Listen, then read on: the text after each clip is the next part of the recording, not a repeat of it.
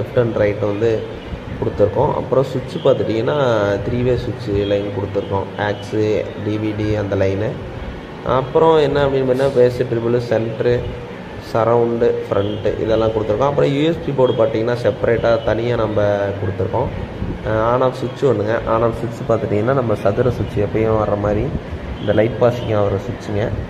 இதோட கலர் அப்படின்னு பார்த்துட்டிங்கன்னா மேட்டு, அதாவது மேட் கலர் பேனலு. மேலே பார்த்தீங்கன்னா கிளிட்டர், அதாவது கண்ணாடி ஷீட் வந்து மேலே டிரான்ஸ்பரண்ட் போட்டிருக்கோம். பேக் சைடு பார்த்துட்டிங்கன்னா பிளாக் தான் யூஸ் பண்ணியிருக்கோம்.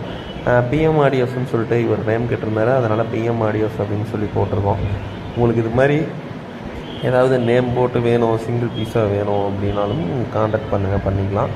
அதுவும் இல்லாமல் இதில் போட்டிருக்க நாப் எல்லாமே வந்து மேட் நாப் தான். கொஞ்சம் குவாலிட்டி வைஸ் சூப்பராக இருக்கல. இம்போர்ட்டட் ஷீட் தான்.